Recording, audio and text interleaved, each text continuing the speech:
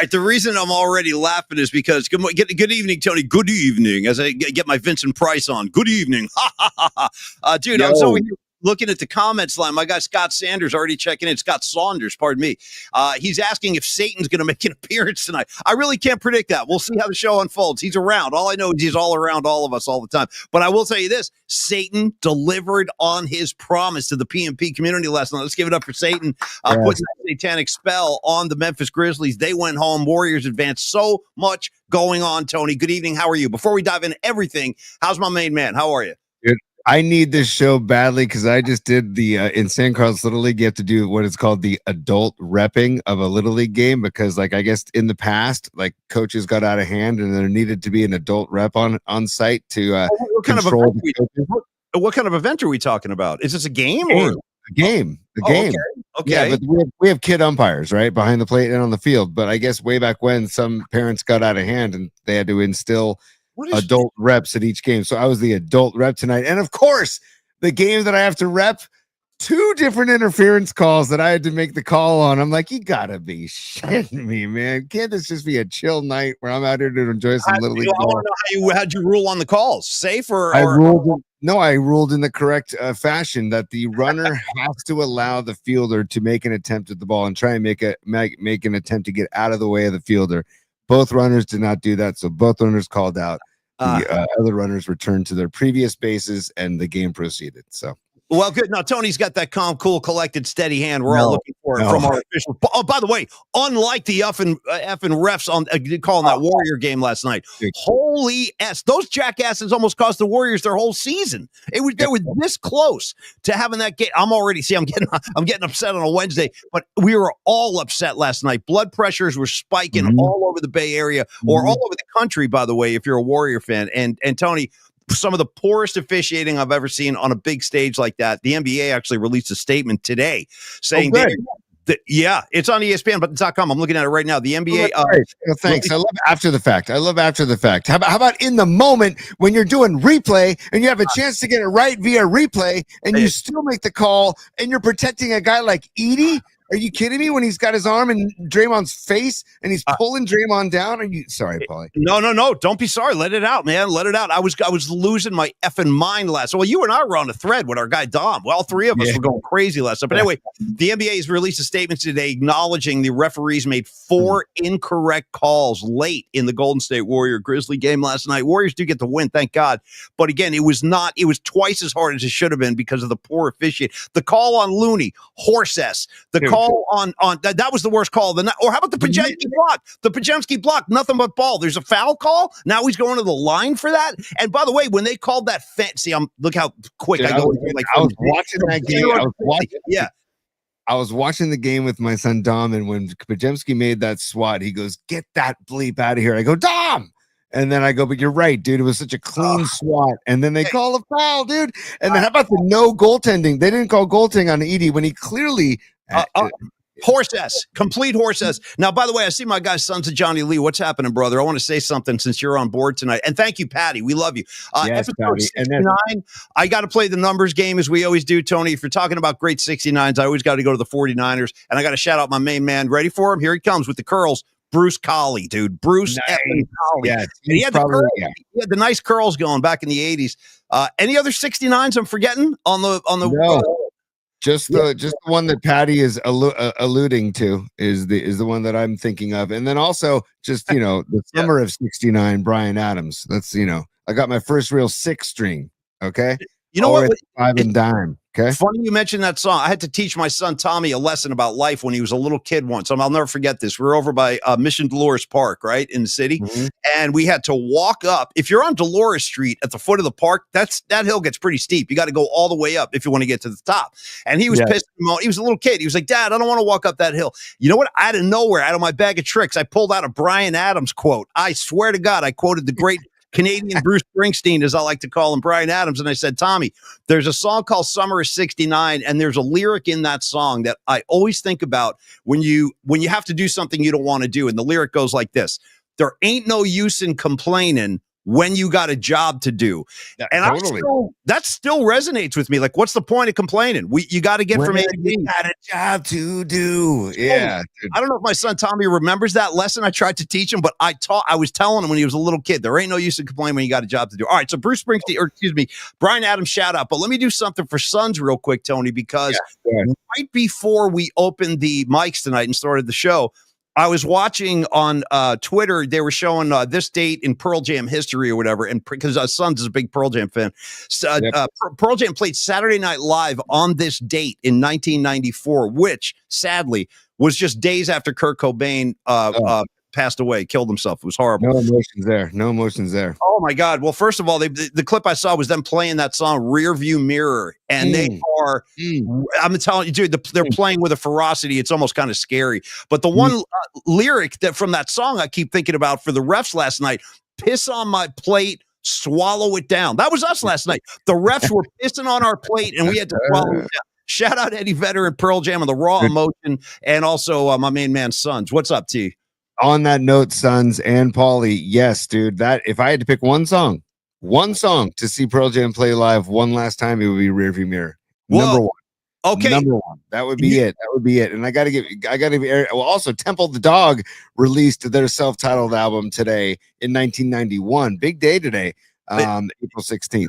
Do they have a lyric in their album that says "piss on my plate, swallow it down"? Is that on any Temple song? I'm just asking. They have the Hunger Strike, and they also have "Say Hello to Heaven." Dude, the song "Say Hello to Heaven" on that tune. Look out. Okay, we got a lot to do. Let's get back on track. We got to get centered here. Now, we got another. Here we go. Okay, Aaron Kask. I got a jam, guys, but have a great night flight. The refs sucked. Yes, they did. John Joseph is free. Nice, dude. Nice. And the Giants for 11 runs. I know, Tony. Where do we begin with the Giants? The Warriors. I real quick before you get in there, just because Aaron has to jam, Aaron, we're gonna do a mailbag portion of the show later tonight. So if you want to check out the show later on YouTube, check it out because I got your bobbleheads, man, and they're gonna be part of the mailbag portion of the show later on. So thank you for sending those, and be sure you go and check out the show later, which anybody can do. You can just, that's the beauty of the show, is you listen to whenever the hell it works for you. So and also since all of our favorite people are lining up, I just saw Lily Merchant reminding all of us that today is the King's birthday. There's only one king in my life. It's not Elvis Presley, it's Bruce Bochy. Happy birthday, King Boch, one of my favorite human beings on the planet. Honestly, I put him right up there, like next to guys like Steph Curry. Bruce Bochy, I mean, what he did for the city of San Francisco and the Giants is well documented, but I can tell you behind the scenes, he is one of the, I don't even know where to begin. I can't say enough good things about the guy. Like he's just a really good guy, Bruce Bochy. He's a great guy. So happy birthday to the King, Bruce Bochy. T, go. Yes, he is. He is synonymous with the greatest run in the history of Giants baseball. So, Paulie, stand by. If you need a beer, grab a beer. Yeah, man. Right. Thank you very much. You know what? I'm gonna take Bruce's advice. So one more time, if I could just play that one more time. Thank you, Bruce. One more time. If you need a beer, grab a beer. All right, I'm going to grab a beer, and I'm going to be celebrating. This is Breaking Bud from Knee Deep Brewing Company in Auburn, California. On your way up 80, on your way to Tahoe, take Bell Road exit. There's Knee Deep Brewing, and right next to that is Moonraker Brewing. You're going to be, Moonraker Brewing and Knee Deep. Yeah. Shout out to James Bond movie called Moonraker. Not a bad one. Roger Moore. Tony, Longbridge Pizza. Pizza. Our friends, our family at Longbridge Pizza. Neil Denardi, my main man over there. I'm getting pangs of guilt. I haven't seen Neil in a while, and I'm starting to miss him. Yeah, it's like we all got to get ourselves back in there. In fact, we're talking to Neil right now. We're trying to arrange the next get-together. Stand by for more information on that. We had conversations today, and those will continue. We'll get a date, and we'll announce it on the show, hopefully soon. LongbridgePizza.com. The menu's right there in front of you. Check them out tonight. If you're watching you're watching Dallas and Sacramento right now. In fact, let me give you a score.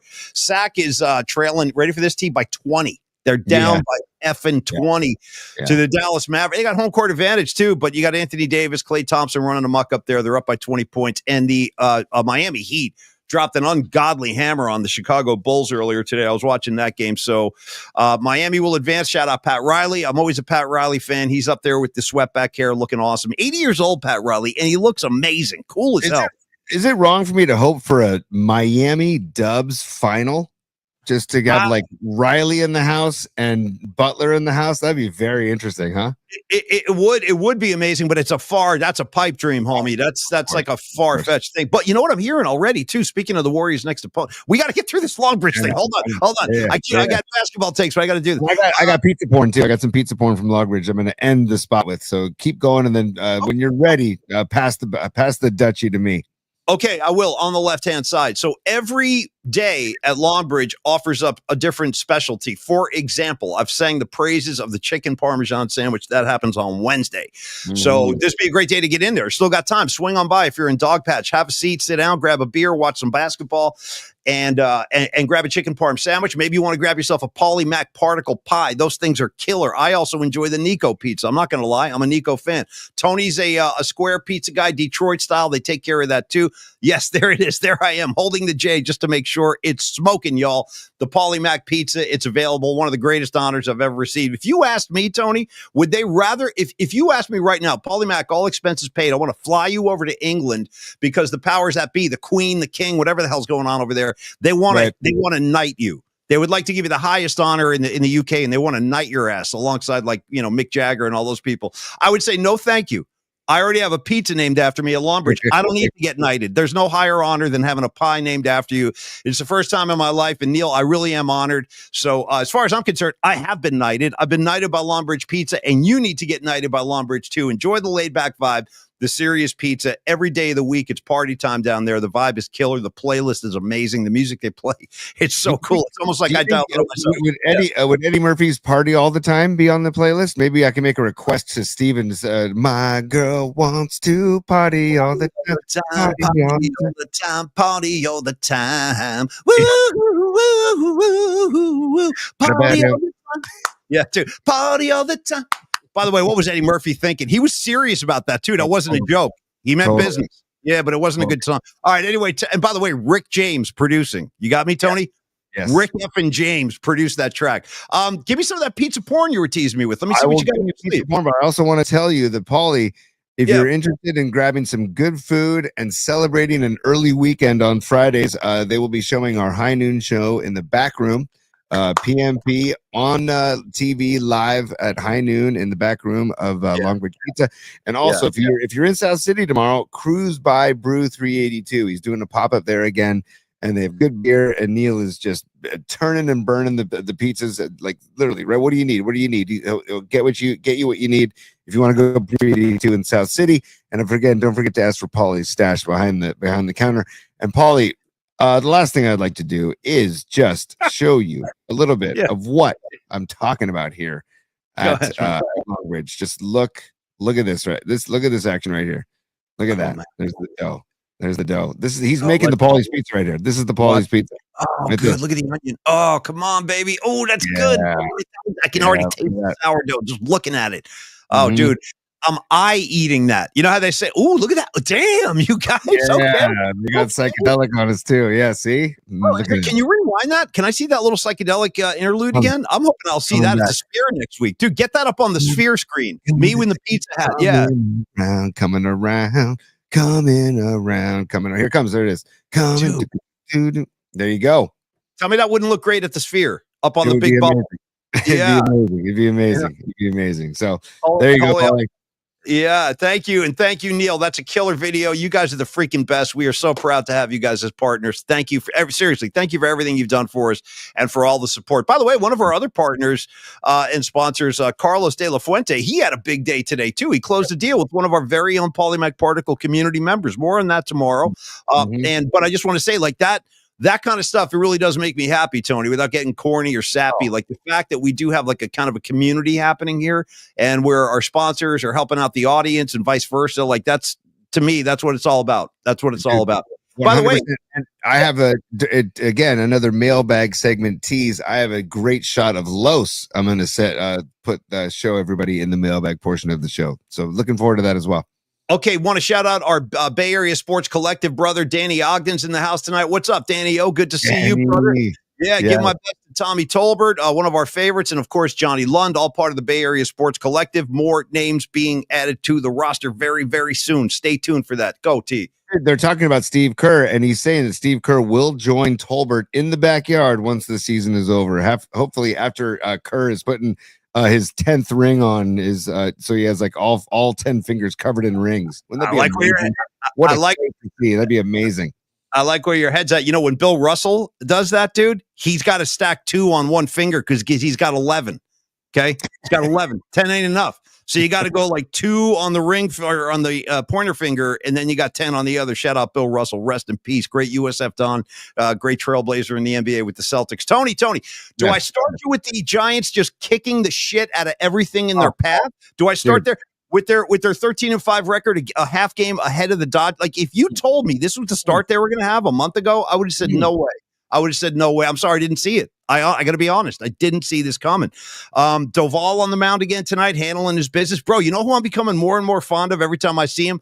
Bivens. Yeah. Dude, Bivens with his braids and all that. Dude, put the rubber band on the braids. Go get me some outs. I love Bivens. I want to emphasize, not related to Michael Bivens, but probably appreciates the work of Michael Bivens, formerly of Belle Biv DeVoe. So I want to say that out there. Yes, I love, dude, Spencer Bivens. I want to give love to the bullpen again, dude. The bullpen for the Giants, dude. We're talking 5 innings of 1-hit ball on the road in Philly. And Philly's known as kind of a bandbox, dude. So, like, 5 innings, 1-hit ball. After Harper homered in the 4th, they shut it down, dude. Completely. Yes. I mean, and now, you sorry, Tony, I didn't mean to step on you. You said this last night or yesterday, and it was a great call, and it happened again today. Like, when the Giants are in tough ball games now, like a tie game or they're trailing by a run, even 2 runs, I'm not even worried. Like, at this point, I'm like, great. We got Matos coming up. There's pop all over the place. Everyone's hitting. So I feel confident regardless of the score at this point. That's a real luxury. Hey, want to give some love to Pinocchio. I saw your Run DMC comment. That thing flew by a while ago, but that's awesome. And then one more shout to Danny Ogden, Danny O, I like to call him. He's part of the Bay Area Sports Collective. He works with Tom very closely, and he produces, and just a great guy. Danny O said not only is Steve Kerr coming on Tolbert's show, he will also be joined by Bob Myers. Nice. At some point in the near future. You know, while we're teasing guests, let me throw a couple of logs on the fire myself. This Friday, we have one of my good friends. I love Andy Dolich. He's a longtime Bay Area sports kind of commentator, observer. He has a new book out with Dave Newhouse, formerly of the Oakland Tribune, and they wrote kind of about the state of Oakland today now that all the teams have abandoned the city. It sucks. I feel bad for Oakland, fist in the air for Oakland, but we'll talk to Andy on Friday. And then Tony, Grateful Dead royalty, Dennis McNally. I had a conversation with my friend Dennis McNally today, who's a longtime publicist for the Grateful Dead, and he's a buddy of mine, and he's got a new book coming out. Great guys, New York Times bestselling author, by the way, Dennis McNally, not only affiliated with the Grateful Dead, but he's a great, great author. And he's joining us. I'm not sure. Well, I'm going to the Sphere next week, so it'll probably be the week after. But I look forward to bringing Dennis onto the show. Deadheads, you're going to love this guy. Most of you probably already know who he is. Tony, we've had him on our podcast before. So look forward to the return of Dennis McNally on Polymac Particles. Throwing that out. We've had him on the podcast before. We've dined with Dennis, and he is a walking storybook. I mean, honestly. And you just let him go. You just literally just Dennis just entertain me, and he speaks so eloquently. That's why I'm excited to have him back on the show, because the way he speaks and the way he tells the story, all these stories. So very excited to have Dennis on the show, man. That's great stuff. Paulie, I want to get back to the Giants real quick, okay? Sure. Dude, 13 hits. Okay. Yep. I mean, still 10 Ks. I'd love to shrink that number, but 13 hits, dude. Yastrzemski 2 for 4, Adames 1 for 5, Jung-Hoo 2 for 5, Chappie. We've been asking for him to get involved, dude. 2 for 4, and Fitzgerald 3 for 5, dude. Come on, man. The top to bottom, the lineup is contributing top to freaking bottom, and Yaz led off today, which I'd like to see that was interesting. That was interesting. I like that too, actually. Well, I like that Melvin's just kind of like feeling it out and mixing. It's like the daily mix. It's the daily batch. He's adding a little of this and add a little of that, and let's see what works. And it's working. Obviously, it's working. And the fact that Chapman is starting to heat up a little bit, I feel like it was Robot Centaur or Aaron Kasker. Somebody said in the comment line, the fact that the Giants have this record and Adames and Chapman haven't even started hitting yet, and now they're starting to swing it, man. And they're doing this on the road in Philly too, dude, and New York and the Bronx. Like, This is fantastic, Paulie. It's unbelievable. And I got to tell you, I think that yesterday, I think they might have had a shot to win yesterday's game, if not for the insane weather conditions. Like, the game turned when Matos couldn't field that fly ball in left, which I was pissed at the time. I'm like, that's a play I want to see him make. I do. I want to see him make that play. But the wind was so intense yesterday. They had gusts like 40, 50 miles an hour. We have some video we'll share later that kind of demonstrate that. It was no joke. So I think Matos got tricked by the wind. My point there is that if he was able to make that play, they might have gotten out of that inning, and they might have won that game too. So they have the finale tomorrow, the final of 4. Jordan Hicks on the hill. It's a little bit earlier. It's getaway day. And then they're headed to Anaheim after that. That's kind of a long freaking trip, but from Philly to Anaheim. So they wrap it up tomorrow with Hicks. Also, wanted to say, Tony, that, do you have any other Giant comments? Because so much on the Warriors I want to get into. Yeah, we got a ton of Warriors to get into. I just want to say that Birdsong, I don't want people to get discouraged about Birdsong yesterday. He basically got Harpered, right? Bryce Harper is one of the greatest hitters I've ever seen. I mean, he's not as good. He's not in Bonds territory, but he's one of the greatest hitters I've ever seen. Just his power and his bat speed and the way he can turn on an inside fastball, but also go take an outside pitch opposite way, let the ball travel. Sorry to get too technical, but he's a really, really, really good hitter, man. And so a Hayden Birdsong, you just tip your cap to Harper and you keep doing what you're doing, dude, because I don't want people to get discouraged about him because he got Harper yesterday. No, I'm not yet. And I want to talk about Harper for a second too. The swing, you talked about the swing, the speed. Is there a better, honestly, I'm asking you, dude, is there a better swing in Major League Baseball right now or in the past 5 or 6 years than Bryce Harper? You tell me. He's top 5 for sure, man. Definitely for sure. It's one of the best swings in baseball for sure that I've ever seen, man. Like, and he's got some antics that I'm not a big fan of. Remember the brawl he got in with Strickland back in the day? Remember that? I do. That was I've gone back just because why not at times just to watch that thing again because it gets pretty feisty, dude. They get pretty spicy. Strickland and Harper did. But as far as the swing goes, it's one of the best swings in baseball, and there's no doubt. I will say that I know he's not playing very well right now, but Juan Soto's swing, how he swings just out of his ass, it's funny. Insane. It's like his life depends on it. He knocks himself over with that swing. And by the way, he's having a hard time now. He's having a hard time, and they're giving him like almost $1 billion, and he's struggling back in Queens. But all right, Tony. Well, Giants, I couldn't be happier. Let's just kind of leave it at that. As far as the Giants go, dude, they're giving me so much more than I expected. So onward and upward, dude. Let's finish this thing off tomorrow in Philly. Get that game and get the hell out of town. They'll take 3 out of 4 if they get the win tomorrow. Yeah. They can get that game tomorrow. Even knowing that a split is guaranteed in Philly that's a win in my book, dude. To start the early part of the season, man, it's freaking great. And we can revisit Giants in Bookmarks as well because there's some fun stuff in Bookmarks too. Only because this is a word you don't hear very often. Shout out to, where'd he go? Oh, he's gone already. I think it was. Was it Robot Centaur? Oh, forgive me. Somebody, I just looked over at the comments line and I saw one sentence. It said, Bryce Harper is a dildo. That's your buddy Ian Weiland. Okay, Weiland. Thank you, brother. No relation to Scott. I've asked. Also, Will Clark had a beautiful swing. He did. You know who else had a beautiful swing? Buster Posey. He had a really smooth swing. Yeah. Really pretty. Rags checking in on baseball. Rags not the biggest baseball guy, but he's got takes. He said Ken Griffey Jr. with the beautiful swing too. You got to throw him in the conversation. One of the greatest swings of all time, Rags. You are on the money with that, dude. I mean, and again, I'm a lefty snob. My buddies here, they call me a lefty snob. Like when I'm looking at kids and tryouts and stuff, I'm like, ooh. It's kind of a pain in the ass. I got to be honest. It gets old after a while. It's like, all right, the guy's lefty. I get it, but let's just win games. You know why it gets old to you, Paulie? Because you're not left-handed. Okay, you live in the world where the world is dominated by right-handers, and everywhere you go, everything's tailored to right-handers. Right here, the notebook is tailored to right-handers. Desks are tailored to right-handers. Scissors are tailored to right-handers. Everything's tailored to right-handers. So when I see lefties, I celebrate it because we are a smaller faction of the world, and it's a posse. Hey, no, you guys do it. You got to go nuts. I'm good with lefties. Shout out Jimi Hendrix and Kurt Cobain, a couple of my favorite lefties of all time. Right there, dude. You know what I mean? All right, Tony. Now, Golden State blank and Warrior basketball. Lot to get into. And by the way, should we do Tekashi? Because I don't even know what's coming. I know we got Mailbag. We got to get into Bookmarks. What are we doing tonight? I don't even know. I love that you're calling out Tekashi because you know what? If who was the person who kept on? He would always become a super and ask for Takashi. He hasn't been around in a couple of days, but I'm trying to remember who that.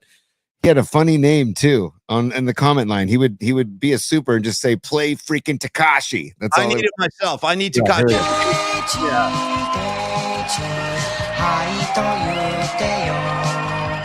Come on, Clint! You're an alpha beta!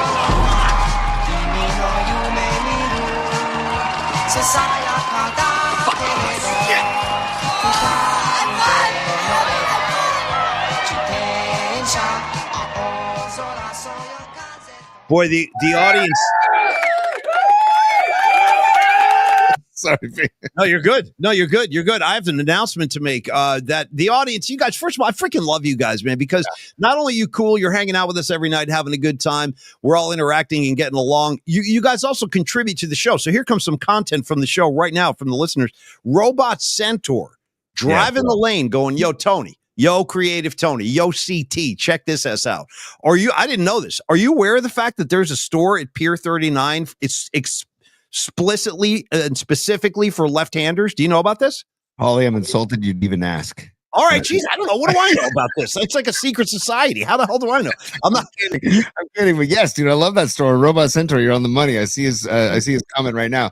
Yes, what kind dude, of do they give you? Yeah, like what? What's they'll give you a notebook with the spiral on the other side, so it doesn't mess up your left-handed writing. They'll give you scissors for lefties. They'll give you they have mugs just for lefties. And then they have all of a sudden like shirts and all the stuff that says I'm a lefty and all that stuff too. So yes, that store is great. It's on Pier 39. Go check out the Sea Lions. Go to Skoma's and go to the lefty store. There you go. Hey, by the way, dude, I got to say, Tony, that I just thought of something for the first time, because you're right. I don't think like what it's like to be a left-handed guy, but what it just occurred to me that every single time you get into your car, you're putting the car in and out of gear with your weak hand. That's kind of interesting. Yeah. Hello. Yeah, shout out Uncle, what's his name on Uncle Leo. Like hello. But no, right? You're shifting. You got to drive stick with your weak hand. That kind of sucks. I'll give you that. That blows. Yeah. There's a lot of things I could go off on. That's why I'm proud to be a lefty, and it bums my kids and Megan out that when I always point, like, we'll be eating dinner at a restaurant, be like, oh, check it out, our waitress or waiter's a lefty, and they're like, yeah, great, whatever. Yeah, exactly. That's where I'm at, because I've been hearing this from you for 20 years. I'm like, all right, he's lefty. What do you want? A freaking parade? I don't, You know what? That'd be fun. A lefty parade would be a lot of fun, actually. Okay, well, I'll try to arrange that for you. We'll see if we can make that happen. All right, Tony, let's get to some Golden State Warriors. Oh, yeah. Giving me the roadmap. We did Takashi, but what's in front of us tonight? Warriors. We definitely have to do some bookmarks. We definitely have to do some mailbag. And we have a top 3 on the shelf if we want to get to it. It's a top 3 that's like floating out there in the atmosphere. And if we grab it, if we get it, then we'll do it. If we don't, then we'll get it tomorrow. Okay. But I like where your head's at. Sure. Very Dubs centric, the top 3 if we get to it. But bookmarks and mailbag are definitely a priority tonight as well, after we talk about some Dubs right now. Okay, man. Well, let's start with like some, I guess, big kind of picture issues for the Golden State Warriors. As I predicted yesterday during the day when we did the show, we didn't see Jonathan Kuminga last night. There was actually I swear to God, I heard today, there was speculation that, he was wearing his warm-up jacket last night. There's some people think he didn't even have his jersey on underneath. He was just wearing like a T-shirt. Yeah, so there's clearly... Go, T, give it to me. No, you give it. I love that Steve Kerr is like, hey, I know basketball. I've been around the game a long enough time. This is what works right now. And I don't care about your agent, Kuminga. And I don't care if I'm hurting your feelings, Kuminga. You're a grown adult. You're getting paid. You're not getting paid, right?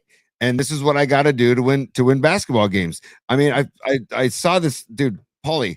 Yes. The Dubs with that lineup of Draymond Green, Steph Curry, Jimmy Butler, Podziemski, and Moody. That starting lineup, they're 17-3. So, I mean, that's the winning formula, dude. Yeah. They're 24-7 or 23-7 when Butler plays. They're 18-1 when Moody starts. Like, that's the rhythm. And the Kerr is a rhythm guy. He's a vibe guy. He's like, it's like we were wondering. But he didn't back away from it, which that's what I love about Steve Kerr. He's like, it's not a good fit. And you're telling me you're going to who am I to doubt Steve Kerr? Right. No, I agree. No, I'm not going to question Steve Kerr's decisions either at all. I mean, I'm just not going to do that. The proof is in, look at his resume. If you don't, think he knows basketball, go look at his resume. They come talk to me. But I will say this, I guess, let me put it a different way. Do you think last night would have looked any different if Kuminga got, I don't know, 20, 25 minutes or something like that? Do you think that game the complexion would have changed in any way? I'm not so sure it would have, but what do you think? I'm not so sure it would have, but dude, again, some quality minutes from Guy Santos, dude. Quality, energetic minutes from Guy. He played, 6 minutes? 6 minutes, but still 3 points. And and also, Paulie, can we just Quentin Post season? Can we call him now that he's in the postseason? The postman, he always delivers, Tony. Haha, get it? Yeah. The postman, dude. Right. Because I thought he had a great game last night. And he also used 4 of his 6 fouls. And I'm like, yes, every time he got wrecked for a foul, I'm like, yes, dude, use those fouls. Use that body. Dude, he did an illegal screen on Pippen Jr. that knocked him. Old school as hell. Put him right on his ass. He didn't know what he was like getting hit by a freight train, dude. He stayed down too. That dude stayed down. He did not move. He was trying to collect his shit. He was like, oh man. He was just lying on his back like a turtle flipped over, just like, oh dude. You know what it was like? It was like when Kaneki gets hit by the car door in Greece and he's seeing stars, and he's like, that was what it was like. It was basically like that. And when Travolta leans over Kaneki and he goes, "Hey, how you doing, Kaneki? Are you okay?" And you know what Kaneki's line is? I love this one. He goes, "Yeah, I feel good, but I'm seeing 2 of you, man. I'm seeing 2 of you. I'm seeing 2 of you." There ain't no rules. Okay, that's right before Thunder Road goes down. But anyway, go ahead, T. Yeah, right before Thunder Road. But I was loving Quentin's minutes. I was loving Guy Santos's minutes, and I think if I had to choose between Guy Santos and Kuminga right now, I would choose Guy because of the energy and the body up. The body up of Guy down low in the paint. I like to call him Guy. Say it to me, Santos. That's a Fish song. And also, Paulie, Moody, good. 9 points for Moody. But dude, Moody, he was all over the floor last night. And by the way, dude, go.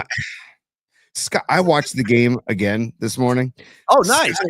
Just because I was like, I need to watch certain things, again. Mm-hmm. And dude, Draymond said it a couple weeks ago, or maybe it was last week, and he's so freaking right, dude.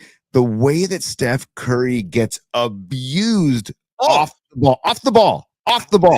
I'm getting sick of it, dude. I'm about to charge the floor and start beating someone's ass because, just to help Steph, I'm so sick of watching one of the greatest players in the history of basketball get abused, and the refs turn a blind eye. I don't understand it. Hold on, we got Noemi checking into Super. Let's interrupt this. Noemi, it's funny. Noemi, I had some of your hot sauce this morning. The sour apple hot sauce. It's so. Look at her message. Look at her message for you. Yes, there we go. Okay. Nice. So Ray is a lefty. Let's go. Yeah, I wonder, does he play left-handed guitar? Noemi, I think he plays righty. He and I had this conversation because again, we discovered we were both lefties and we shared a bond instantly, Paulie. Something that you can't experience with Ray. I apologize. Slow your roll on this discrimination now, because I got to say something in my own defense. And thank you, Noemi. You're such a sweetheart. We love you. Tony, let me ask you a question. How do you feel about this kernel, this atom bomb of truth I'm about to drop right on your San Carlos Little League wearing head? You ready for this? Shout out to San Carlos Little League. Tony, now I'm a well-documented righty. I do it all with my right hand. We're playing guitars. I'm hitting sound bites like this one. I got Quentin Tarantino loaded today. Okay. Oh, it's not loud enough. Yeah. Take 2. Hold on. Oh, damn it. See, I didn't edit it right. I need your help. I didn't put a good tail on this thing. Hold on. Take 2. Okay. Yeah, no good. I got to work on that. We got to up the volume. It's fine. We'll up the volume. It's fine. Dude, this is but you know what else? I couldn't put the editing tail on. I couldn't, and we'll talk about that later. I had problems. Tony, I'm a right-handed guy. I'm hitting sounds like this. This is my pizzeria. With my right hand. But check this out. Did you know that I kick lefty? I do. I kick lefty. Really? Yeah. I can boot the ball lefty. So when hold on a second. When you get access to the club? Yeah. Yeah, you get partial access. Okay. But when you go to the 49ers open tryout to take Moody's gig, you're going to kick lefty then? 100%. Okay, 100% I'm kicking lefty. Yeah. Can I be your holder? Sure. Yeah, sure. By the way, I'm having a crisis over here. My other laptop, because I'm equipped with the laptop that's in front of me. Then I got my other laptop to my left with all my scores on it and shit. It's about to run out of batteries and my charger's downstairs. We're having a meltdown. I'll blame that on my right-handed brain, Tony. That's me thinking like a right-hander. Should have brought my my charger up here. Hold on. You were talking about hitting the sound with right hand. I got to do some right hand sound hitting. Stand by, Paulie. Stand by. You talk. Give me two. All right. Or Herb. Herb is a plant. Herb's good for everything. Thank you, Tony. Thank you. All right. I want to go back to Kuminga. I'm not done with this whole Kuminga thing. So, yeah. do you? I guess a couple questions. One, do you expect to see him in the next round against you? No, not at all. Because it's a magic potion that they've found. I think they really found a good magic potion. And listening to Tom today, and by the way, Tom was great after the game last night from Chase Center. He posted a quick video, and then he was great today. He talked more chicken parm today. He actually, Lori, his wife, brought out his actual knives because I tweeted in, or I commented into his show saying, Tom, host a Bay Area Sports Collective chicken parm party, dude. And he was like, Tony, I'm not doing that. Yeah. Yeah. I was going to say, for people that don't know, we should always throw this kind of information out there because we've all kind of worked together for so long in different kind of arrangements and stuff. But Tony, this Tony right here, creative freaking Tony, the legend, he was the producer of the Ralph and Tom show, the Razor and Mr. T, like when they were at their peak in their heyday. Tony was the guy. So Tony and Tom go way effing back. They go way back. And I know you guys are still really close. That's awesome. Tom is one of the greatest human beings on the freaking planet. Seriously, he is, man. What you hear on the show is him. There's no shtick. It's not like Stephen A. It's not like Chris Russo. It's him, and he's a legendary golden. Talk about golden vibes, Don Peralta. He's golden vibes coming all over Tom. So, dude. So back to the Kuminga thing. Yes, because I got more. Go ahead. Finish your point.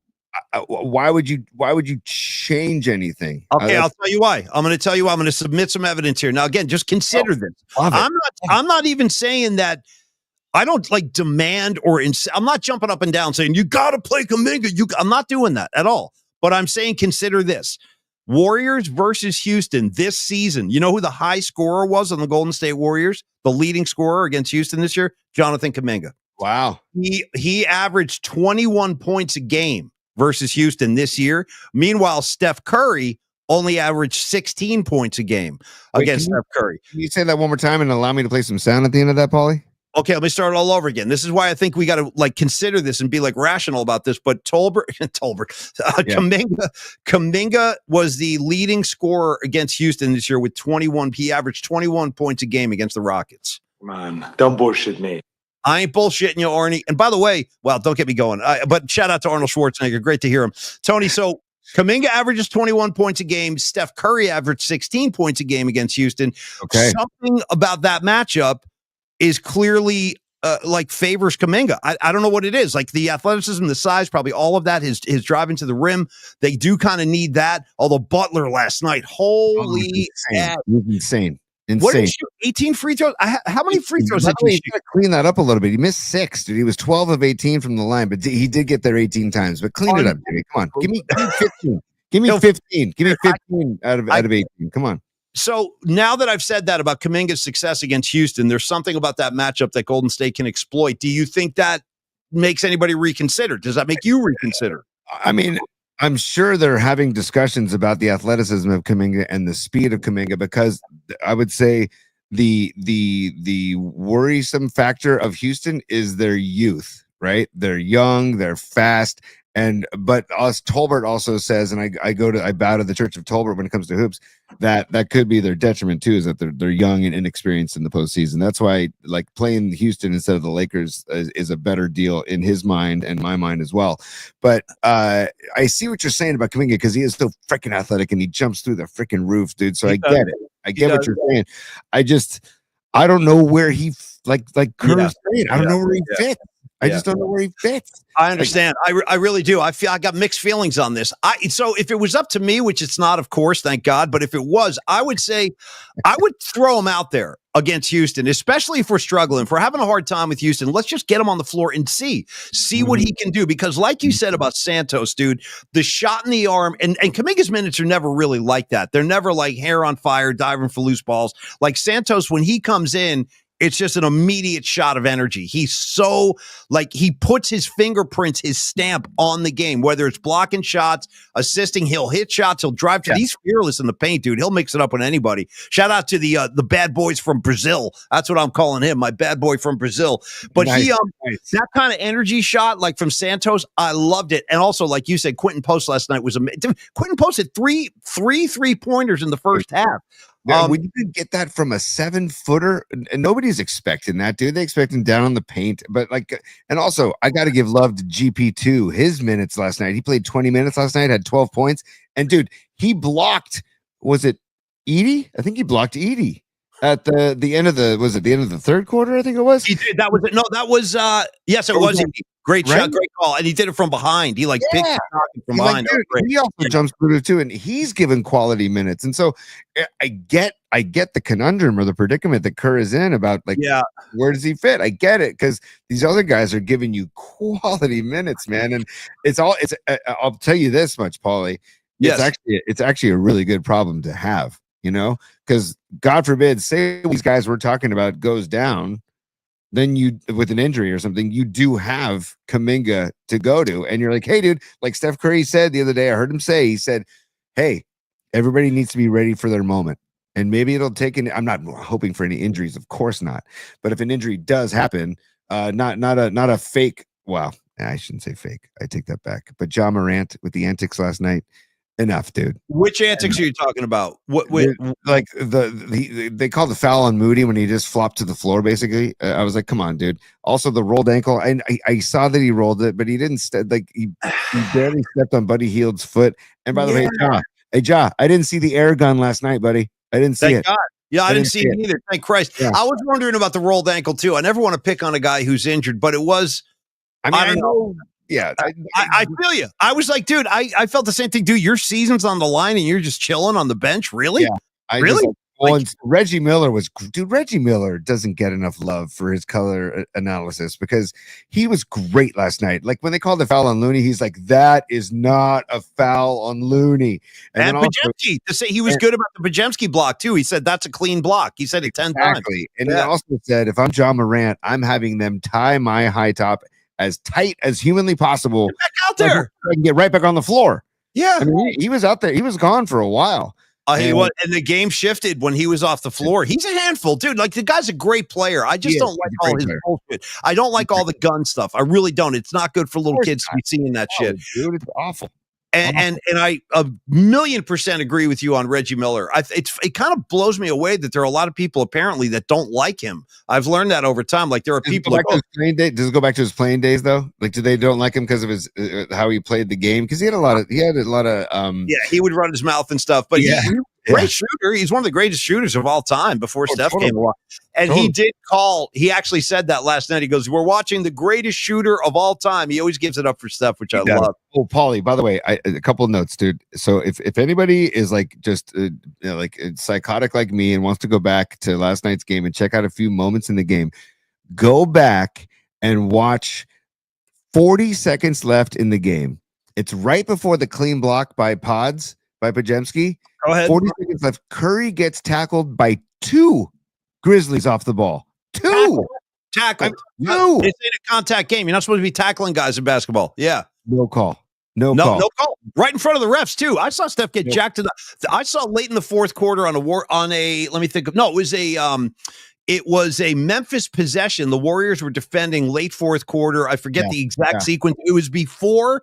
It might have been the possession right before the Looney dog shit horse fucking. Sorry, see, I'm getting upset now. But it was like some invisible bullshit call on Looney right before that sequence. Steph was running towards the sideline, just trying to get open, shake his defender. And dude, somebody pushed him from behind. He went flying to the floor, and the ref was right in front of him.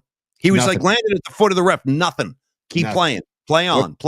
I don't understand it. Dude, and I don't beg for calls. It's like, but this is getting to the point of the absurd.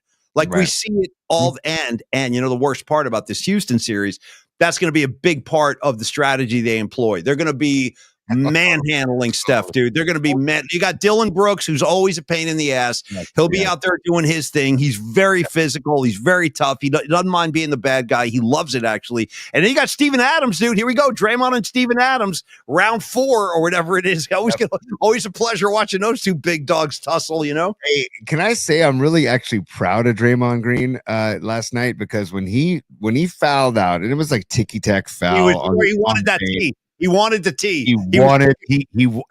And Miller, again, to Miller's credit, he goes, Draymond, you better not get that tee. You better not get that tee. And to Draymond's credit, he turned up. He walked away. If that was a regular season game, they would have teed his ass up. He would have been gone. He would have let it fly. But you're right. He showed some discretion last night. That was a good moment for Draymond. It's a good moment. He's as we tell the kids, he's learning and growing, right?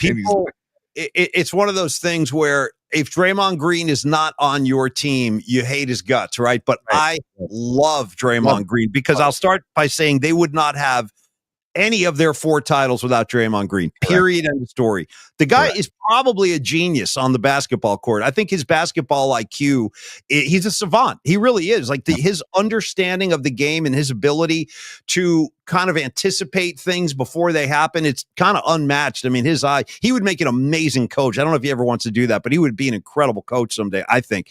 And then the way that he and Steph kind of work telepathically. Like Steph knows exactly where Draymond's going to be and vice versa. Draymond feeds, when the smoke clears, Draymond Green will be the all-time assist leader to Steph Curry. There's no question about that. Like feeds him between the legs, feeds him behind the back. Like it's a beautiful thing to watch. So great call about Draymond, dude. Always doing the heavy lifting, the dirty work you don't see in the stat sheet. But again, they don't get the win last night without him, period. That's it.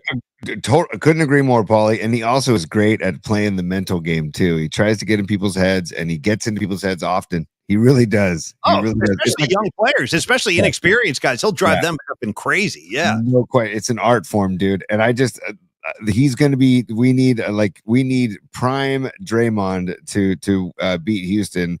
Paulie, I just, speaking of Draymond, I have to vent about the play where Draymond and Edie go up for the rebound, 6 minutes and 13 seconds left in the fourth quarter, and they both go up, and Edie basically has his arm like pushing down Draymond, and they call the foul on Draymond, and then they go to replay, and then they have the balls to call the same foul and say that, oh yeah, it was a defensive foul. Are you? Yeah. By the way, I know. Dude, that would have fouled out Edie. The rest of the game is a completely different outcome if Edie fouls out there with 6 minutes to go in the fourth, dude. That's why I'm just like, come on, dude. That was outrageous. No, you're right. Everything you're saying is right. And by the way, update on the Mavericks game. We are now late third quarter, 4 minutes left in the third, 89-68. Dallas going to win this game and move on. And looks like the Kings are going to be going home. Tony, I got to say, also, Don Peralta pointed out, because we were texting this to each other last night, and I was scratching my head too about the Ja Morant thing. Yes, he rolled his ankle. It does happen. Jimmy Butler got hurt last night. He walked that ass off and finished the game. He didn't even leave the floor. And I just felt like, I don't know the severity. I hope he's okay. I don't want anybody to get injured out there ever. I want athletes competing at their best. I really do. I don't ever want to beat a team without their best player. Correct. So I thought he sat down for a very long time. And then Dom and I and you, Tony, with three of us were like remembering Kevin McHale in the 87 postseason. This guy breaks his foot. And the doctors say, dude, if you play on this thing, you're probably never going to walk properly again as long as you live.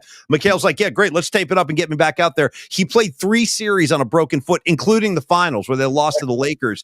But that's kind of outrageous. It is. But that's the kind of effort I think fans love to see from their star player. You don't want a guy to get scarred for life, but you always want your guys to want to be on the floor. And it crossed my mind a couple times. I'm like, does John want to be out there? Does he? He's just kind of chilling on the bench. Just didn't even go to the locker room. He's just sitting there. I don't know. I don't know. It's he's such a bizarre individual, and again, respect for his game. He's a great player, but I hate the antics. I got to give love to Mark Graves and Jamar Stamps. Sure. Hey, Jamar, what's up? Mark Graves says, shut the beam down, and then Jamar says, light the beam. So they're getting their asses handed to the Kings. Yeah, they ain't lighting many beams tonight. I got a little burnt out on that whole beam thing. Take that beam and go jump in a lake or whatever. You know what I mean, T? But hey, dude, when they got rid of De'Aaron Fox, you knew it was over. You knew the season was done. I don't think I ever wrapped my head around why that happened. Can you explain it to me? What did they get for that? I don't even remember because I don't pay enough attention to King's ball. I got to be honest. Fair enough. I ain't going to hold that against you. Hey, one of our favorite guys, Low Steve, that's Carlos De La Fuente from Flex Funding. He's all over the place tonight. I saw him put a message up a couple of minutes ago. So he goes, I'm catching up here. So the ladies of the Polymac particle community apparently prefer lefties. Yes. Okay. So the ladies of Polymac particles prefer lefties. That's fine. But where does that leave me? That's my only question. You got your left foot. So you're good. I really do have a left foot, dude. Don't challenge me. I'll boot that ball. I'll boot it. I'll boot that shit. All right, Tony. So I think we're getting into the 50-minute mark. Let's get into some either bookmarks or let's go bookmarks. Let's go bookmarks first because I don't know how you're gonna. I want you. I can't wait. I don't know what's up your sleeve. I can't bring it on. Well, no, but here. It's time. Oh, sorry. So, hold on. Yeah, the new soundboard. See, hold on. I know. Sure, go ahead, laugh if you want to. For bookmarks. Maybe that's how you get your kicks. You and your good time buddies. PMP style. Well, I got a flash for you, Joy Boy. Party time is over. And Paulie, stand by.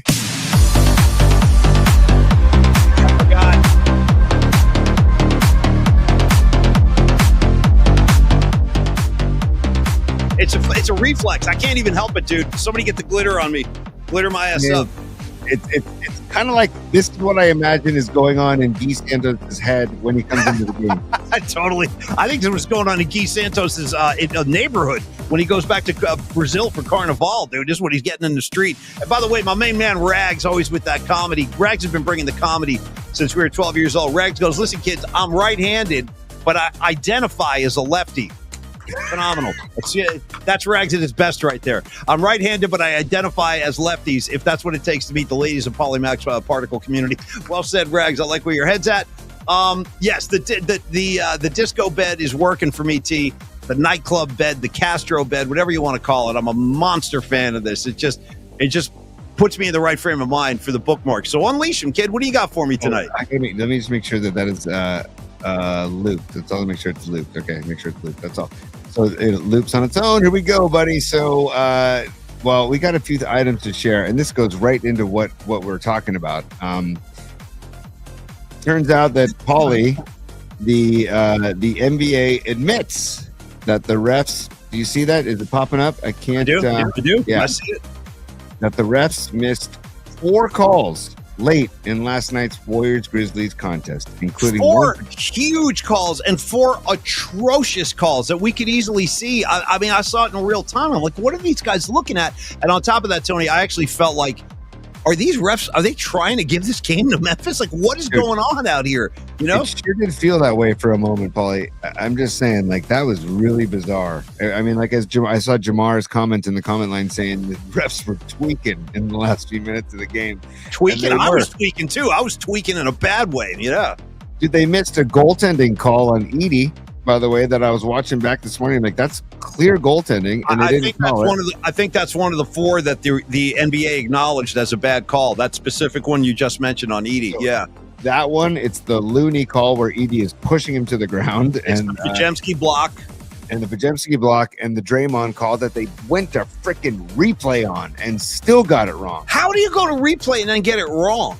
I don't even know how you do that. How does that happen? I don't know. I mean, that's to your point. Maybe there's like something going on behind closed doors. I don't know. It's like going over to the scorers table and there's like a mathematician sitting there and he goes, okay, I got the rule book here. 2 + 2 = 4. I can confirm this. 2 + 2 is 4. Then the ref takes that answer. He goes back on the floor and he goes, all right, after further review, we've determined 2 + 2 = 5. Play on. It's like, wait, what? What are we talking about? By the way, and they showed Curry and Draymond's reaction right after the ref announced that, and it was really good. They were just like, "Are you kidding me?" Yeah. But almost, unfortunately, they're almost used to it, which sucks, but they're almost used to it. So, anyways, thanks refs and thanks NBA for admitting the day after. I mean, could you imagine if the Warriors lost this game, how pissed off we'd be? You know what? It was crossing my. It started to feel really bad to me late in the fourth quarter. That game was tied, and I'm like, shit. If this keeps up, we're going to lose this game. Like it started crossing my mind. I was getting very upset because what the Warriors have done since Butler has come, they deserve I think they deserve to play on. They've been one of the better teams in the Western Conference, maybe the entire NBA. And you saw, finally, Tony, we all saw playoff Jimmy. I mean, dude, I can't say enough good things about this guy's game. We all saw it. You don't need me to describe it for you, but 37 points for Steph, 38 points for Jimmy Butler. That's why he's here, T. That's why Jimmy Butler is part of this whole thing. And it was great to see him playing with passion. Great to see him playing with joy, like hugging Draymond Green, hugging Steph Curry, like starting to feel like a real teammate now a little bit. You know what I mean? Did you get that sense? Yes. And dude, I don't think anybody wants it more than Butler right now on this team, because he's been knocking on the door. He's been knocking on the freaking door, and he's like, this is my chance. Go ahead. No, you finish your thought, Tony. I'm sorry. No, just saying that he's knocking on the door, and he knows that he's playing with one of the greatest players of all time in Steph Curry, and a supporting cast of Draymond and the rest of this, and like Podziemski and Moody and the rest of the guys, and he's thinking like, this is my shot. This is my shot. It's like Eminem's, you got one shot. You know what I mean? Like, he's feeling that, and he's or Ozzy Osbourne shot in the dark. Tony, don't leave Osbourne out of this. If we can celebrate Ozzy, we got to get his name out there. Shot in the dark. Okay, Tony, one step away from you. All Tony, right, here we go. Okay. This is, we're going to Giants real quick. Let's show this video. I told you, this was yesterday at Philly. Look at that win. Look at this kid. That's insane, dude. No words, just visuals. Look at this kid. Look at the flags behind him, dude. He's almost getting blown over. Yeah. We're not going to get sued by Philly for showing this, are we? No. Only 13 seconds. Only 13 seconds, but still. Yeah. That was yesterday during yesterday's game, and that's when Matos misplayed that fly ball. And that's why. Yeah, exactly. That's why I backed off. I'm not going to criticize Matos. Those flags speak for themselves. I love this. Good bookmarks, Tony. Keep them coming, kid. Okay, now look at this. Is our boy Johnny Lund coming up next. Dude, today I just want to say that it's Bill Belichick's 73rd birthday. Okay? Yeah. So John Lund, he retweeted a Yahoo Sports Belichick's girlfriend, Jordan Hudson, wishing him a happy birthday. And then John Lund says, I'll post it here. He goes, "You smell like cheese, Grandpa." Oh, that's tough. That's tough. Look at Belichick, dude. Look at him. I know. This guy, how's he going to coach? How's this guy going to fucking coach, man? His head ain't on football anymore. Let's be honest. What is he doing? Oh, dude. You ought to just go ahead. Jordan wishing the happiest of birthdays to my twin flame. So I guess they've got a connection, Paulie. I don't know. Oh, they got a connection, all right. Let me tell you what, dude. Did you see her prancing around the North Carolina practice field a couple days ago with the boots on? I'm not kidding. Did you see this? No. I should have put that in bookmarks. I'll try to find it and stick it in there for tomorrow. Dude, Belichick is on the field coaching. They're doing drills and shit. His kids are like doing drills. He's standing there. He's geared. He's coaching. He's in the middle of coaching a practice. She comes, strutting out there like with a long overcoat and like these thigh-high boots.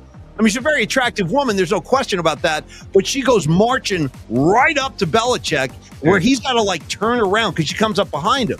So he like turns around, talks to her. It's like a brief exchange, and then he's back to coaching. I'm like, is this the same guy that was coaching fucking Brady all those years? Like, dude, what is going on with this dude? You know what I mean? I mean, look, he's well, to quote Rags, Paulie, to quote Rags on the comment line, no, she really loves him for him. So look at him right there. You know what though? I don't think Belichick gives a damn right now. He's like, this is the most beautiful woman I've ever been with in my life. I'm having a great time. I don't care what anybody says. Look at the look on his face right there. He's like, how did this happen? How did I get this? How did this whole thing happen? And by the way, he's got kids, I think, that might be older than his new girl. No question. Question. And by the way, I wish I could find it. I'll find it. Maybe I'll find it for next week's Night Flight. The video. This is before he fell in love with this. I don't even know how old she is, but there's the video of Bill Belichick leaving like the back door of some girl's house. What? It's like, yes, dude. It's wacky stuff. What's going on with him, dude? What is he doing? Is this a midlife crisis? Is that what this is? Midlife. He's 73 today. You know? Okay, good call. End of life crisis, maybe. Yeah, Jesus Christ. Well, that's the thing. Belichick's like, dude, you guys, I've been under so much pressure. I had to deal with Bob Kraft. I had to deal with Tom Brady's nonsense for 20 years. Let me have a good time. Let me have a good time for a couple of years before I drop dead. You know what I mean? Maybe that's where his head's up. I don't know what this whole North Carolina thing's about. Can you explain that to me? Like, what is that? Coaching football and getting paid a lot of money to do it. I don't know.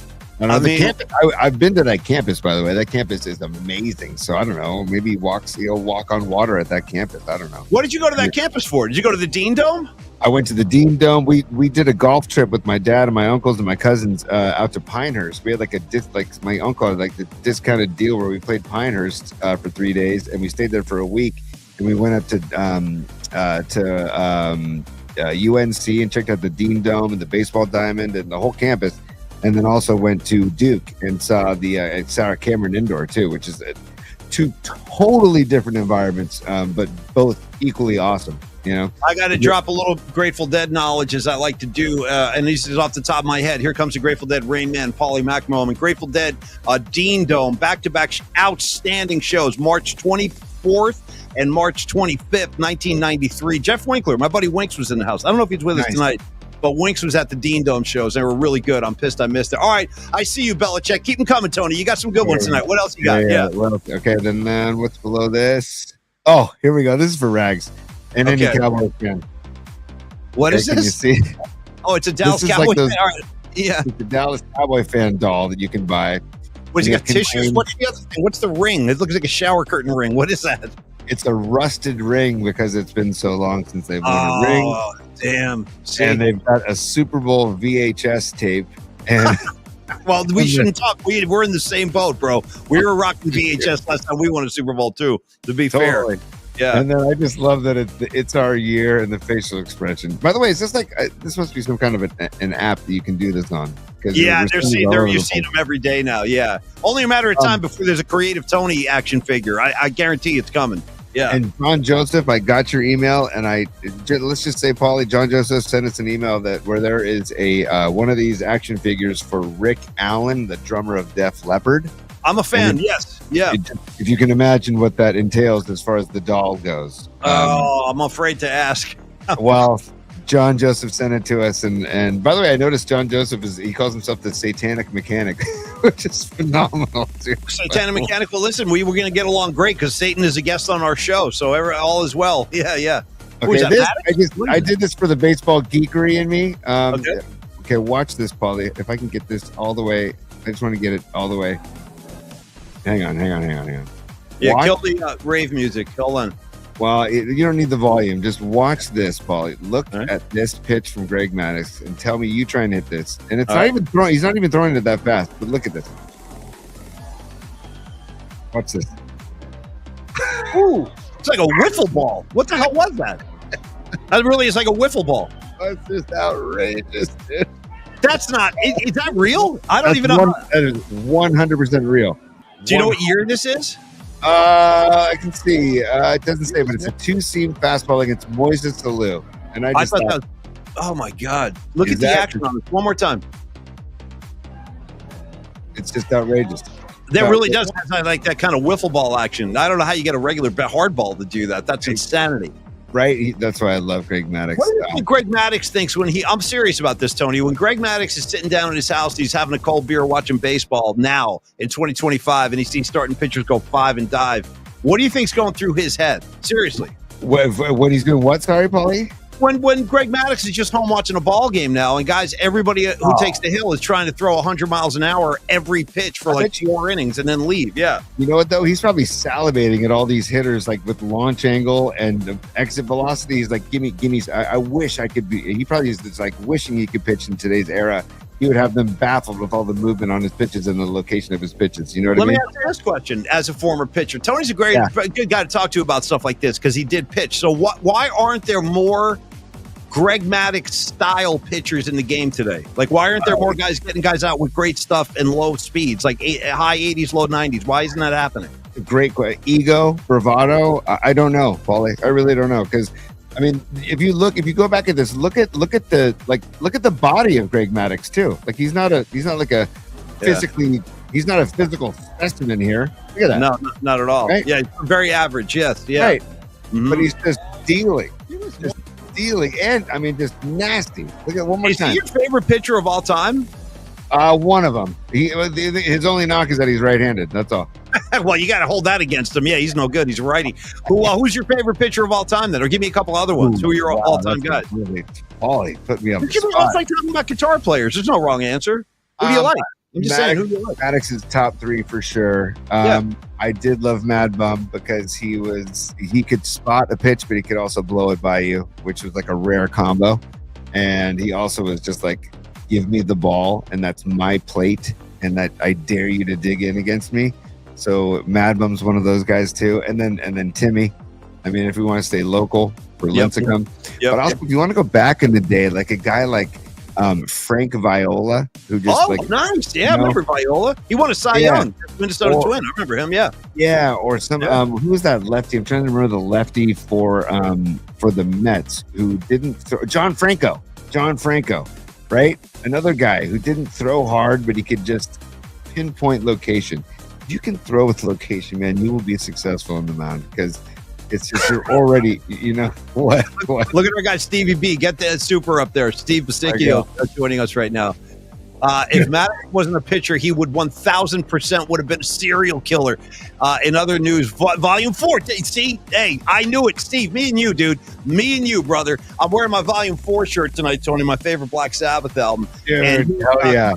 His comment about Supernaut, you ain't kidding, bro. I'm also a Tomorrow's Dream guy. I'm a Wheels of Confusion guy. I mean, I'll go all day. What do you want to talk? Under the Sun? St. Vitus Dance? All of it, dude. Volume 4, start to finish. What's so funny? St. Vitus? Is that what I got you with? You don't hear St. Vitus Dance that often. I'll throw it out there. I'll do St. Vitus tonight if I have to prove a point. I'll go put the fucking record on as soon as the show ends if I got to prove myself. Steve, dude, thank you for checking in, brother. I definitely look forward to hanging out with you. And you will be part of the show coming up in a moment because we got some documentation. If there's proof that particles exist, it's the fact that Steve right now is a super because he must be feeling the particles, knowing that he's going to be part of the mailbag segment. So Steve, you rule. Thanks for the super, dude. Thank you, Steve. And then also he's got a follow up real quick. He says, Kurt, in parentheses, Pax bowl. So I think he might be stuffing his bowl right now. Good for you. How could you? In fact, it's almost difficult to listen to Volume 4 without a packed bowl. I'm just offering that up as food for thought. That's Mother Nature's gift. Mother Nature's gift. Yeah. This is just we already talked about this, but just look at this photo. It says this was much dirtier than the Ja Morant play that they were talking about yesterday. Look at Scottie Pippen Jr. on a 3-point attempt by Steph. Look at where he is. I can criticize about 100 things here. First of all, it's very dangerous to push a guy when he's in midair like that. Second of all, look where Pippen's left foot is. Can I get some landing space here? Is that okay with you? Or you got to be under my feet? You got to stand under me? Like Jaren Jackson did the same thing to Steph on a 3 earlier in the game. So dude, they're pulling this crap all the time, man. And if you watch that game again, if you're psychotic like me and watch it a second time, Scottie Pippen has his hands on him the entire game. And he's holding him, and he's hugging him, and he's pushing him, and he's elbow. I mean, like, dude, Steph. I don't think we fully appreciate just how tough of a human being Steph Curry is.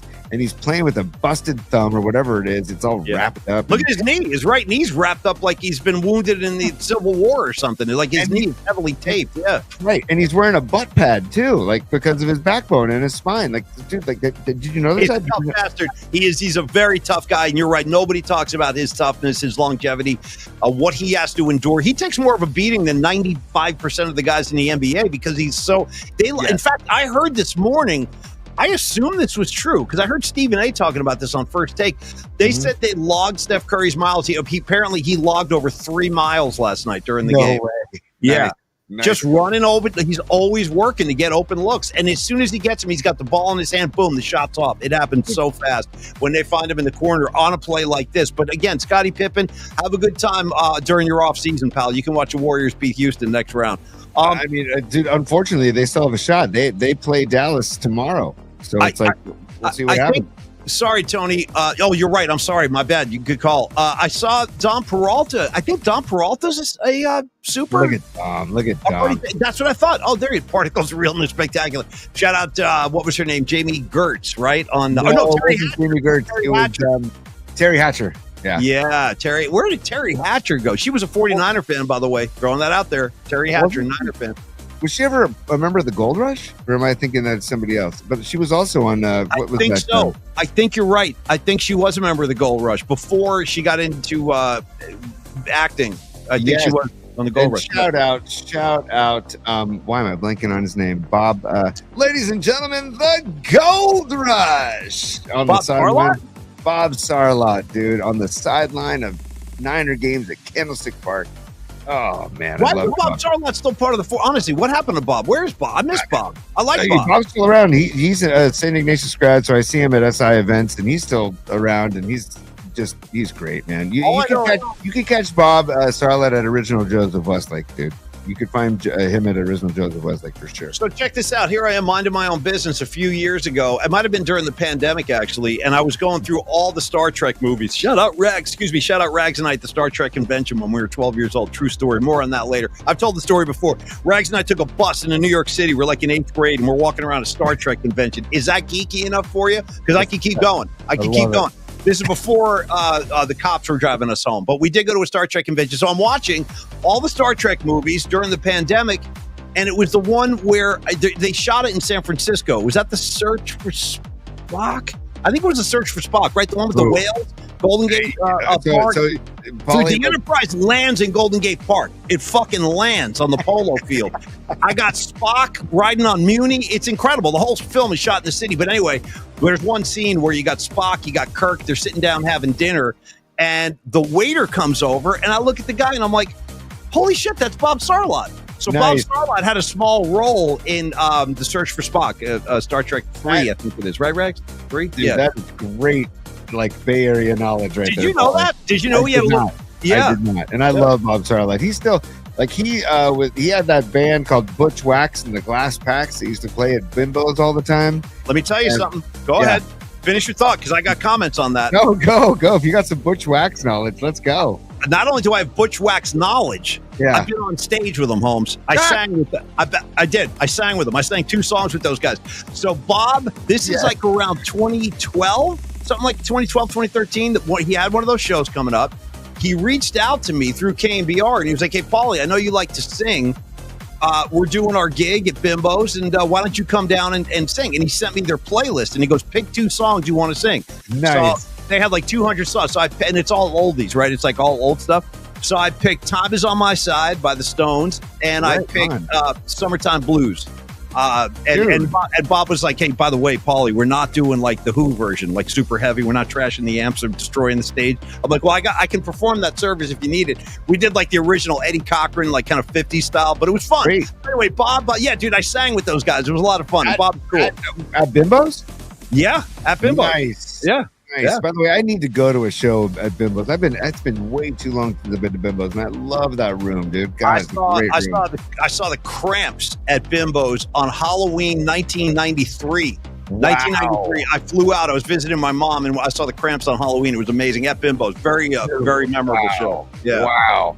Hey, well, Paulie, we're gonna leave the club now. And all right, Mailbag and then wrap, and we'll send everybody into their nighttime siestas. That Bookmarks. Thank you, everybody, for stepping into the club with us, and hopefully we got your groove on. You know, yeah. Dare I say, like maybe next time at the club we'll hand out like maybe ring pops and glow stick. And glitter. Tony, next time we have a get together or a watch party at Longbridge or whatever, we'll have like a special like disco section. Maybe we can turn the back into like a nightclub with the bookmark music going like on a loop. And then when you walk in there, like Tony just throws a handful of glitter in your face. So you're all glittered up for the rest of the night. All right, Tony. Hold on real quick. I got to give love to Sons of Johnny Lemaster and Steve Bisecchio because they both had updates, right? Where Steve Bisecchio is saying, and I saw this headline, and I didn't click on the story, but Club Deluxe in the Haight on Haight Street is coming back.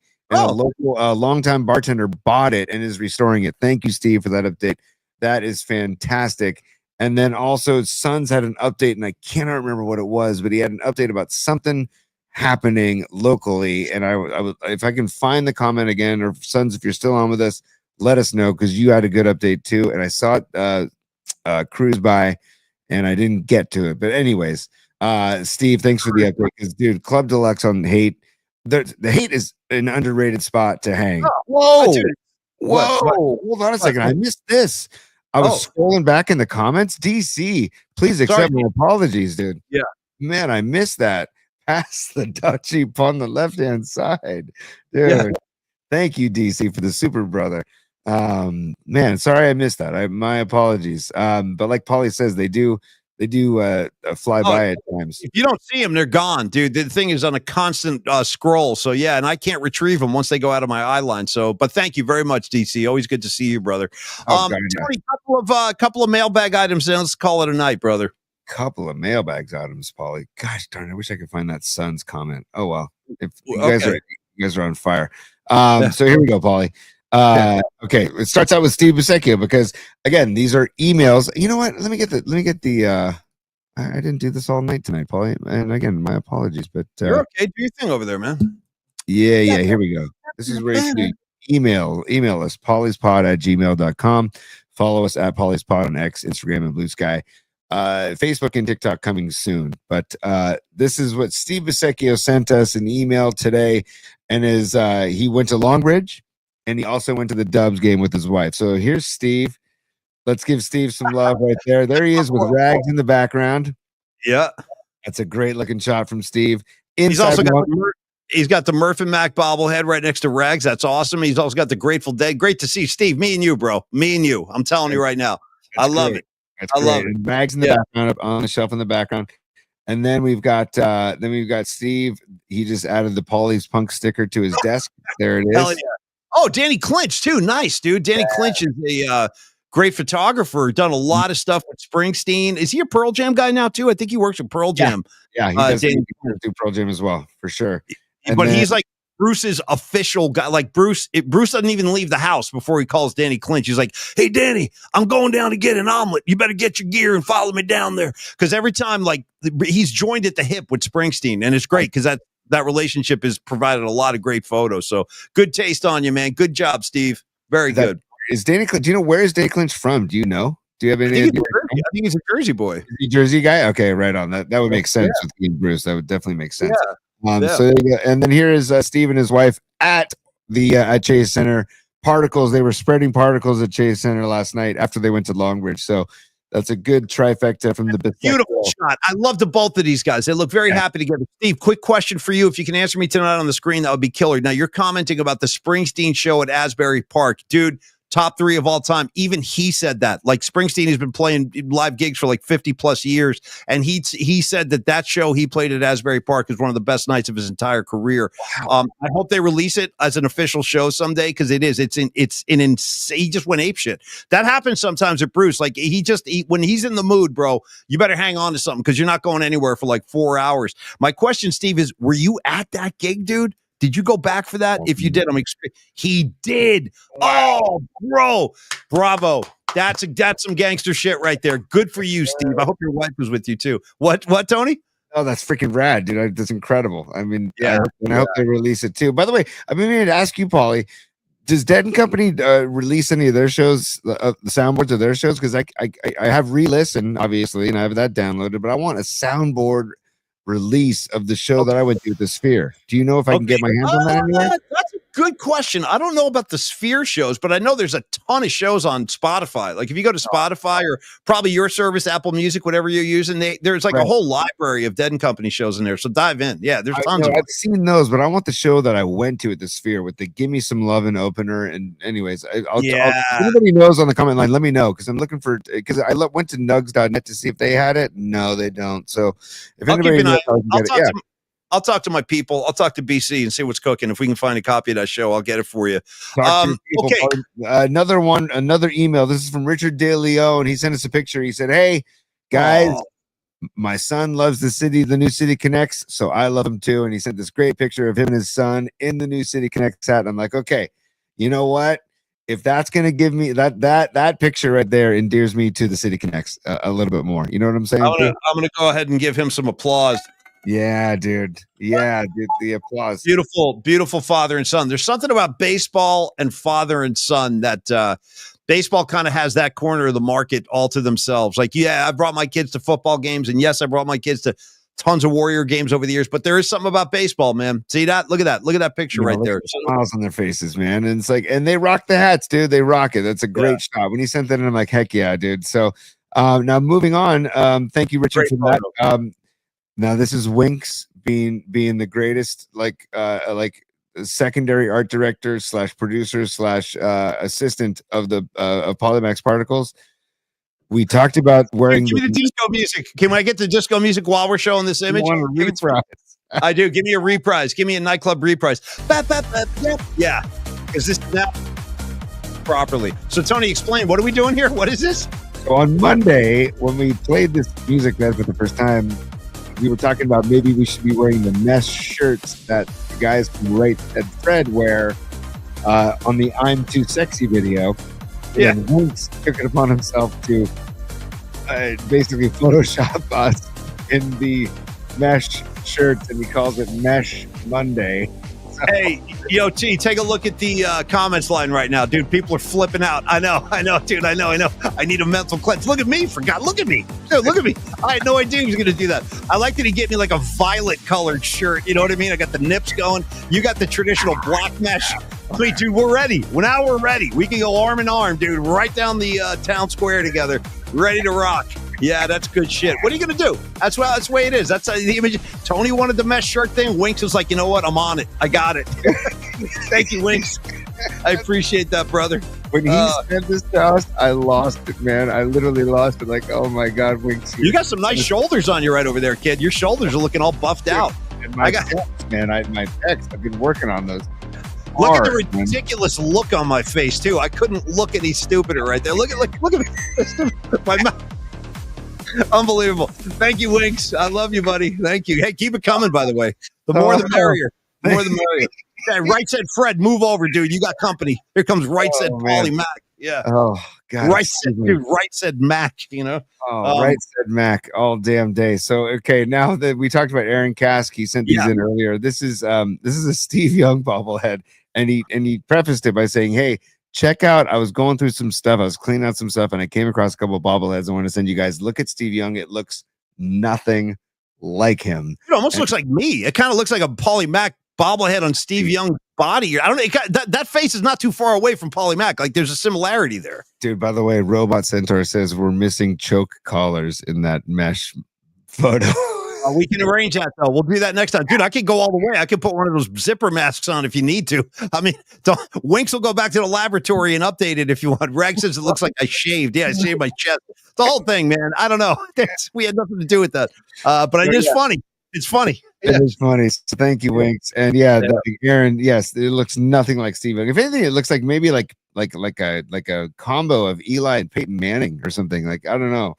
I don't like what they did with Steve there, because Steve's one of my all-time favorites, and I don't like it. And then he sent this of Jeff Kent, and he says, I never knew that the eyes of Adam Gase were on the Jeff Kent bobblehead. Oh my God, dude.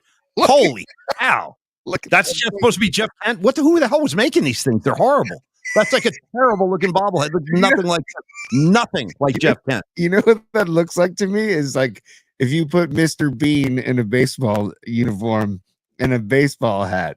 Like, that face looks like Mr. Bean to me. And are you not a fan of Mr. Bean at all, Paulie? I can rock with Bean. Sure. Good. Because that just totally looks like Mr. Bean to me. So, Aaron, thank you for the bobbleheads. Now, Paulie, a couple of Roby. We did Roby Tuesday yesterday, and it inspired a couple Roby mailbag editions. So here we go.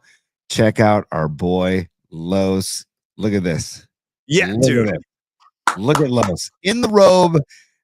Read what it says, Paulie. It's just gold. First closed PMP deal. Thank you, Los D. That's Carlos Flex Funding right there. I'm so happy that he was able to help somebody in the Polymac particle community. And there's more where that came from. If anybody else is inspired by this, please do reach out to Carlos. He's a great guy, and he's got that kind of knowledge and guidance in your financial world. So that's great to see. But it's the robe, dude. He won me over with the robe. He had me at robe, you know? And the fact that he is willing to rock the robe, dude, now you know what kind of a person you're dealing with Los, man. He is a gamer. That is a gamer move, dude, putting the robe on. So thank you, Los, for sending that. And by the way, that's coming back out tomorrow, just so you know. It's hell yeah. Oh, dude, of course. Isn't that great? And then Paulie, finally. Actually, one other thing I got to show you. Sure. This is, and then before we wrap here is, where is it? There it is. Okay, Leah Phillips. I don't know if she's on tonight, but she sent us this. So, dude, this is Seth Rogen has his own pot company called Houseplant. Yeah. And she sent us, he sells a robe / quote house coat on his website. And if you can see that, can you see that house coat? I do. It's kind of gangster. I kind of like it. It looks comfortable. You know what I mean? It's incredibly comfortable. And it's got the houseplant patch on it with a sleep mask as well. But look at that thing. Oh, look at that's for the ladies right there. It looks like a ladies robe. I'm assuming that's like a I think it's a unisex. I think it's a unisex, dude. I think it's just that's just good enough. a tied up version versus the open version, right? Right. So Hey, the Roby this is from the mailbag. This is all of you. This is the PMP Army speaking loud and proud. So thank you for sending that, Leah. And thank you. I could rock that thing all damn day around the house. You kidding me? And then, any robe contribution you want to make, even if it's just a photo of yourself in your favorite robe, like Carlos, send it on in, man. And we'll get to them in the mailbag segment of the show. Tony, anything else up your sleeve, or do I go into the final Longbridge piece of the night? You tell me. This is the final. Oh no, there are two more mailbags, and then we're done. Two more mailbags, and we're done. This is Patrick Patton. He wrote a song for us, "Hog in the Paint." Remember a couple of Great track. We got in trouble with YouTube for playing that. It sucked. Yeah, we did. I'm gonna reach out to him and see if we could work that out to be able to play it down in the future. But YouTube cracked us for that. So that just shows that Patrick's a serious artist and he wants to protect his stuff. So respect, Patrick. But we'll talk about it.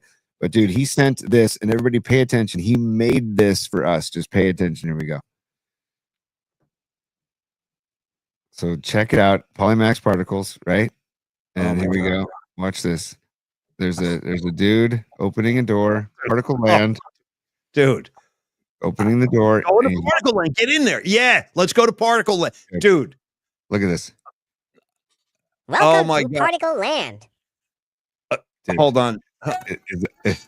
Is that amazing? Is that amazing, dude? Is that amazing? Hold on. Who sent this in? This is Patrick Patton. Remember, you were asking if he was related to Mike Patton of Faith No More. I do. I need a reprise, dude. I need it again. Patrick Patton. Thank you. This is insane. Look at this. Let me get rid of the banner too, so we can see it in full effect. Yeah, that helps. Watch this. So there's nothing. I think we're gonna add music to this. It's a little dude and opening the door to Particle Land. I think the music should be Dark Star by the Grateful Dead. I could hear it already. Oh my God. Welcome to Particle Land. I mean, dude. Hey, this is now. Look at it. There he goes. Yeah, go get in there. That's me. If that was me, I would go dive right into that S. Let's see what's going on in those lights. Let me dive in there and see if I can figure some stuff out. Secrets of the universe and whatnot. Bro, that's incredible. Yo, Patrick Patton, thank you. All I can say is thank you. I'm humbled, I'm honored, I'm flattered, and that is great. And I love the guy. Dude, I love the fact that he's opening the door. He thinks about it. He goes, "Not fucking. I'm going in. Yeah. Because we do Tony's top 3, I'm going to play it a third time because I can't get enough. One more time. The dude opening the door, and look at that. He's in a desert, and then all of a sudden he sees Particle Land. I'm going. He's like, fuck this. I'm going in. Yeah, let's go. That's me. I'm like, fuck it. I'm going. Yeah. Let's go. Hey, already. See, look at the eyes. Welcome to Particle Land. Bro, I'm telling you, I've been in that state a couple times. I might be like that at the Sphere next week. That's me at the Sphere going in next Thursday. Dude, thank you, man. I don't even know what to say. Like, I'm blown away. That was insane. That was effing insane.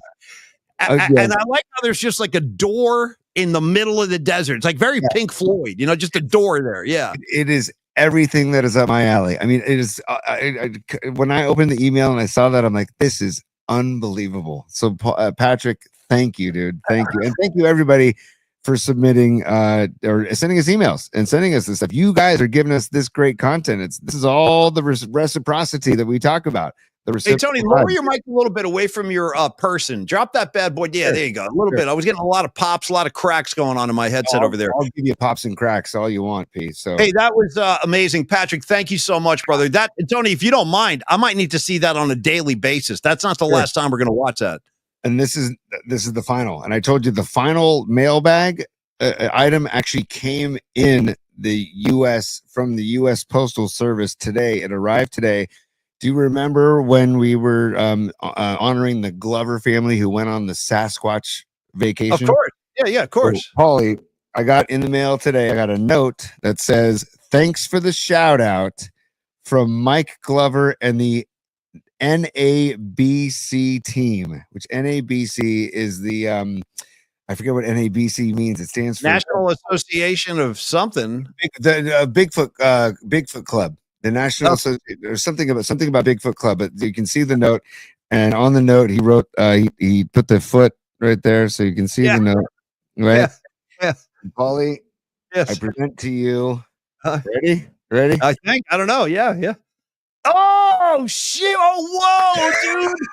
That's from the thing we saw. We showed that. Wow, bro, that's incredible, dude. I said get that on a chain immediately. I want a rope chain with that thing dangling. I want to wear that like Flavor Flav. That's incredible. Look at that thing. What is it? What is it? Like just a? It's metal. It's metal. I'm holding it. It's metal. Is that unbelievable?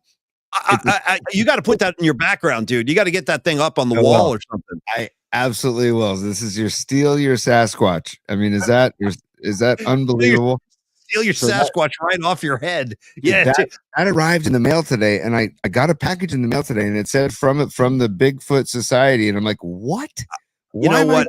Something from the Bigfoot Society, and then I opened it up, and I said, you got to be shitting me, dude. Well, thank you very much. That's incredible. And also Scarlet Fire, my lady Bonnie out here, I should have come up with this. I can't believe I missed the mark on this, but she's reminding us that the lyric in Brown Eyed Women, there is a lyric that says tumble down shack in Bigfoot County, snowed so hard that the roof caved in. Great call, Scarlet Fire. Snowed so hard that the roof caved in. By the way, I'll take one of those next week. Give me Brown Eyed Women next week when I go to the shows. Incredible. What a night. What a great show. What a lot of fun. And so much of it, if you guys realize, came from you guys, whether it was Stevie P or whether it was Patrick Patton, the whole Sasquatch community. Everyone was getting involved. Thank you. Panaki, Rags, Dom, DC, Patty, Marcel, all of y'all, Robot Centaur, Jamar. I see him as I scroll by. You guys are all freaking fantastic. And when I get to see you guys again, hopefully it'll be at Longbridge Pizza, Tony, over there on 3rd Street in the Dog Patch, 2347 3rd Street to be exact. A few blocks south of Chase Center, which is ideal for the playoff run. You get your pregame meal at Longbridge Pizza. You walk right down the street, just like I did when I went to that USF game. And it's a nice walk. It's a 10, 15 minute walk. It's very doable. The playlist, the vibe, they call it the Vibe Tribe for a reason, because it's not like walking into like a faceless, nameless kind of plastic, sterilized environment. There's a lot of flavor in there, dude. You got Rag on the wall. You got the frame photo of Rag. You got like lots of concert posters, a lot of Giant stuff, a lot of 49er representation, some Grateful Dead love up on the wall. The Polymac pizza boxes up on the wall too. We do have the merch over there. We've got the Poly Secret Stash behind the counter. When you walk in, you go ahead and ask for that. It's not on the menu. You got to ask for Polymac Secret Stash and they will give it to you. It's a great kind of way to decorate the Polymac pizza, which is also waiting for you. The particle pie. Also, the Nico pizza is not to be missed. Tony, you're a fan of the Detroit style square pizza, and all the sandwiches, dude. They're serving up the killer sandwiches up there, and a variety of pizzas. I talk about Nico and Polymac pizza a lot, Tony, because those are the ones I like. But there are a variety of choices. You can make your own pie. They've got a whole bunch already made, waiting for you.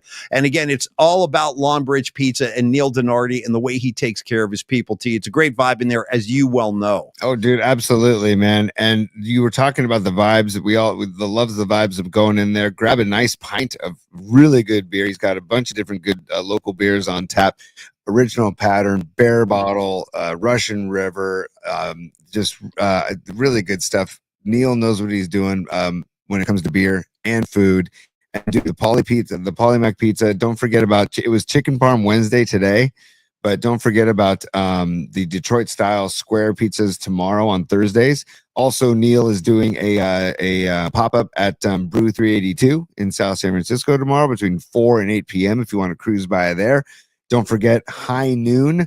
Our High Noon show on Friday is on live in the back room at Longbridge. If you want to cruise by and grab a pizza pie and have a beer to start your weekend off in the right way, check it out. And again, as for Polly's stash behind the counter too, if you want any spices, any secret spices too. As for Polly's stash, and dude, 2347 3rd Street. Again, I need to get in there. I'll probably get in there this weekend if I can. But it's just a great place to hang. My friend Charlie Neri took his son's birthday party there last weekend. They went to Academy of Sciences on Saturday during the day. And they rolled right over to Longbridge for like a 5:30 dinner at Longbridge. I got a picture of Charlie, my buddy Charlie, and Neil hanging together at Long Ridge. And I was like, that is freaking the best. So get Well, I'm out glad you there, mentioned check it out. families too. Yeah, because it is. It's a really good place to bring a family. It's a big space. I mean, real estate in San Francisco is at a premium, as we know, but they have a really big space and a very comfortable kind of dining area. There's a back room, there's a front room, there's kind of a side area up by the front. You can eat by the window if you like, and plenty of screens. You're not going to miss any of the games when you go in there. There are multiple screens all over the place. So if the game you're looking for is on, it'll be on one of the screens. Yes, T. And we're big fans of not drinking and driving, obviously. So it's like, if you're on the peninsula, seriously, take the train from Caltrain up the peninsula to 22nd Street, and it's a 7-minute walk through the dog patch, and you can watch any game there. So I highly recommend it. I've done it 3 times now, where you take the train up there, enjoy Long Ridge, head back, or Long Ridge and Chase Center and back. So check it out. And by the way, Paulie, thank you, Longbridge. But I found what Sons of Johnny LeMaster was promoting earlier, and I want to make sure I mention it. He says Finnerty's Giants themed shirts are on sale now if you want to go get some of those too. So Longbridge has their shirts for sale right now. There's the PMP merch that's inside Longbridge. And also, if you want to support our guest from yesterday, Brian Stapleton, and the reopening of Finnerty's in New York City, which I know Neil would support, and Neil and Andrew from the Longridge would support. Finnerty's has Giants themed shirts on sale right now. Thank you, Sons. And by the way, final word from my man Rags Check, holding down the New Jersey fort. He says we renounce and denounce drinking and driving. However, walking and drinking is approved by the entire Polymac particle community. You're right. I've done it many times. I've been walking and drinking since I was a teenager, to be totally honest with you. And I want to say one last thing, Tony, as the Polymac particle community grows, as we get ready to say goodnight, and thank you so much, everybody. I would like to now acknowledge the chapters of Polymac particles throughout the land and even globally. So I was just talking to my guy Doug Morikawa on Blue Sky before the show, our Japanese kind of representative. He's holding it down in Japan, which makes me really happy. Japan, dude, home of Budokan, Cheap Trick, the whole thing.